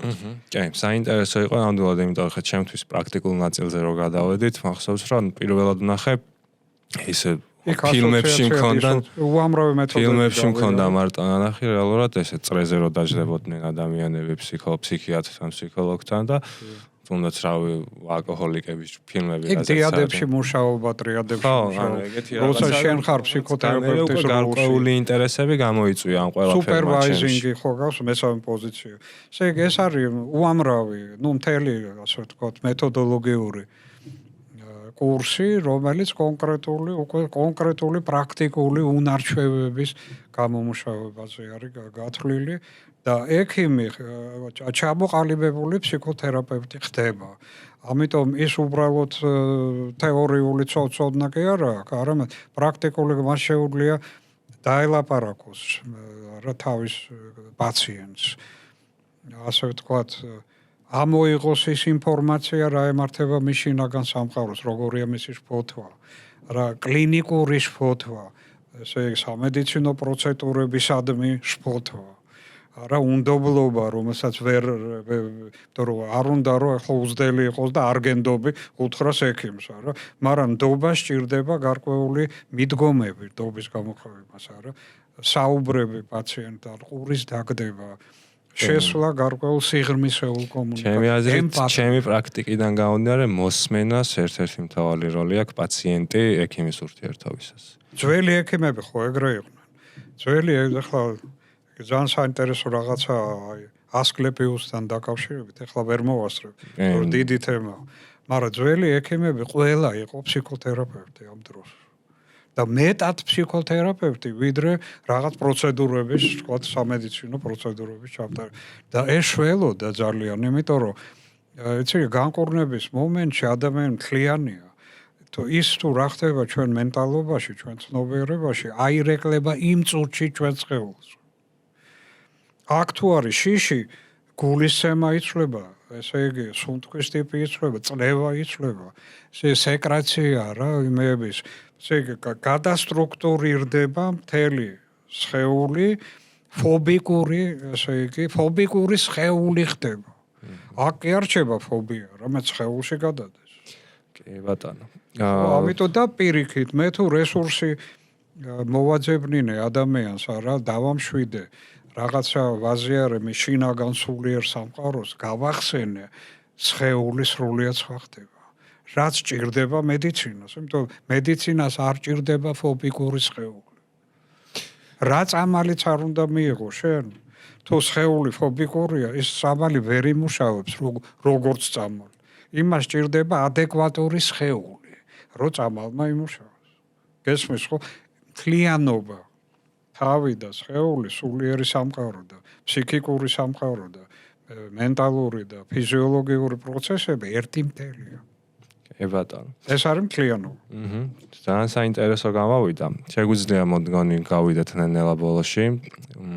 იმიტომ რომ და ჩემთვის პირადად საინტერესო გამოწვევა იყო იმ ხრივ, რომ სტუდენტობიდან უკვე დღევანდელ ცხოვრებამდე უკან საინტერესო იყო თქვენთან ინტერაქცია, უკვე როგორც ესე ვთქვათ თანასწორები და არა სტუდენტ ლექტორის როლი ქონდა განაწილებული. ძალიან დრგუნავდით? არა, საერთოდ არა, პირიქით. არა, მე ვცდილობ ხოლმე რომ ესეთი ვიყო. ხო, მაგრამ მაგ დროს მაინც ახლა გინდა არ გინდა სტუდენტი რო ხარ რაღაც ჩარჩოები გაგაჩნია უკვე დღეს, უკვე დღევანდელი ეს განზომილებაა სტუდენტური. მოცემულობი დღევანდელი მოცემულობიდან გამომდინარე, როცა უკვე ესე ვთქვათ შეგვიძლია თანასწორად დავჯდეთ და ერთმანეთთან ვისაუბროთ, უკვე სხვა გამოცდილება იყო ჩემთვის და ძალიან დიდი მადლობა ამ ყველაფრისთვის. მადლობა შენ რომ ასე გაგახსენდი. მოკლედ ეს იყო. ჩემთვისაც საინტერესო იყო, იმიტომ რომ შენ სვამდი ძალიან კომპეტენტურ და მნიშვნელოვან შეკითხვებს, რომელიც მე ვფიქრობ, რომ ძალიან ბევრ ადამიანს აქვს, რომ ფსიქოლოგს დაუსვას. თუ ჩვენ რაღაცნაირად უპასუხეთ ამ შეკითხვებს, უკვე ნაწილობრივ მაინც უკვე ჩავთვალეთ, რომ წარმატებული იყო. კი ბატონო. ეს იყო მოკლედ მეგობრებო, და თუ მოგეწონათ გამოიწერეთ ჩვენი არხი კომენტარებში მიუთითეთ და გვიწერეთ ლაიქი ასე შემდეგ და მომავალ ეპიზოდამდე შევხვდებით.